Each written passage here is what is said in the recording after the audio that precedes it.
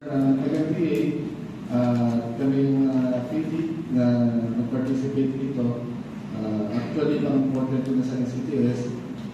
Pero ito po yung memorable kasi nakasama ko sa acting kanina.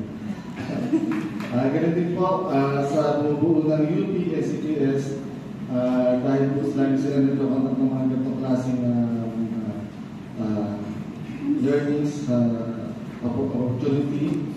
At sa lahat ng mga resource speakers, umuna lang sa lahat sa director ng UP-NCTS na si Mr. Kim Castro, Secretary Kim Sheila Javier, kay Sir Jerome Bagarta, Jose Baso, kay Engineer Ramil Angeles, Mr. Edson Junicio, Mr. Engineer Joel Villegas, kay Ma'am Victoria Corpus, at kay Ma'am Sheila Napala.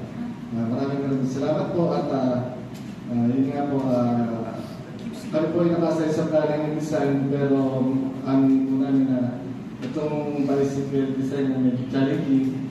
Siguro nakapag-design na kami ng mga iba't ibang klaseng intersection sa road network pero dito po talaga sa planning design, di pa po kami talagang maalam.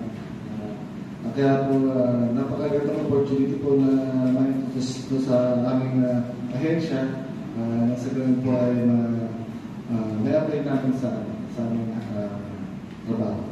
Yun na po. Salamat po sa inyo.